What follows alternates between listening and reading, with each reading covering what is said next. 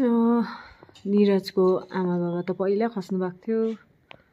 अनि हाम्रो सासू ससुरा अनि भाइ खसेको चाहिँ आज पुरा 365 दिन पुग्यो। पर्सीको काम त हामीले अस्ति नै गऱ्यौँ है, तर आजको दिन चाहिँ बिहान खसेको थियो र हामीले आज चाहिँ कुम्भमा आएर बत्ती बाल्दैछौँ। हाम्रो दाजु सुमन दाजु अति प्रिय हाम्रो दाजु, उहाँको नाममा पनि हामीले बत्तीहरू बाल्दैछौँ। उहाँको आत्माले पनि शान्ति पाओस्। आज उहाँ खस्नु भएको 3 दिन मात्र भयो। एकदमै दुखी छौँ हामी, एकदमै अब के भन्नु, यस्तो 1 साल नभई हामीले 2 जना मान्छे गुमाउनु पर्दा चाहिँ एकदमै दुखी छौँ हामी। अब भन्नु पनि सक्दैनौँ हामी है। र उहाँहरूको लागि अरू केही गर्दिन नसके पनि यति नै हामी प्रार्थना गर्छौँ कि उहाँले स्वर्गमा बास पाओस् है, फेरि पनि जन्म लिएर आओस् हाम्रै।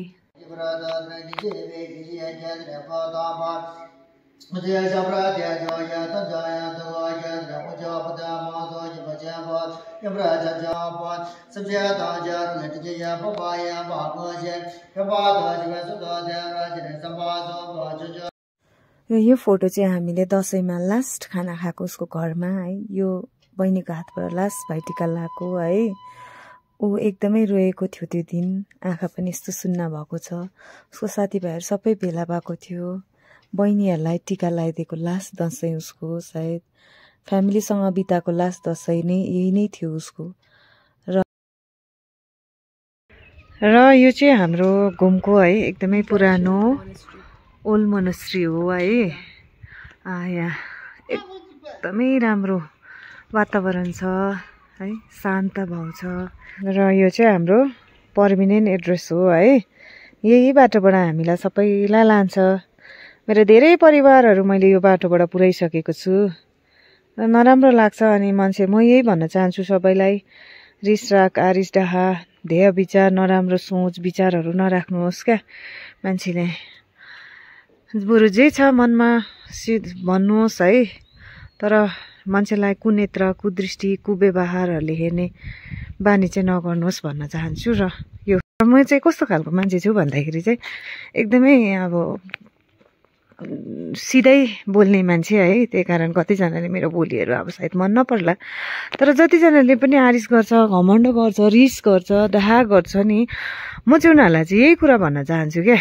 तपाईँहरूले ज्यादा रिस घमण्ड आरिस डाहा नराम्रो देहा विचार नगर्नुहोस्, किनकि पर्मिनेन्ट एड्रेस चाहिँ यही हो हाम्रो। तपाईँहरूले हेर्नु सक्नुहुन्छ, यो चाहिँ हाम्रो घुमको मुर्दा घाट जाने बाटो है। मैले यो घाट बिहा भएर आएर मैले यहाँ मेरो परिवार धेरैवटा लिएर आइसकेँ। म पनि आउने बाटो यही हो है।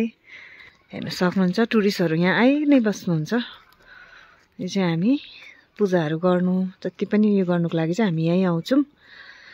सो तपाईँहरूको लागि पनि पूजा गरिदिएको छु। सबै मेरो साथीभाइ शाखा सन्तान इष्टमित्र जति पनि फ्यान्स फलोवर्स हुनुहुन्छ, तपाईँहरूको सबैको मनोकामना पुरा होस् र मेन चाहिँ स्वास्थ्य राम्रो होस्। स्वास्थ्य शरीर राम्रो छ भने हामीले सब कुछ गर्न सक्छौँ, त्यही कामना गर्दछु र हजुरहरूबाट बिदा लिन्छु।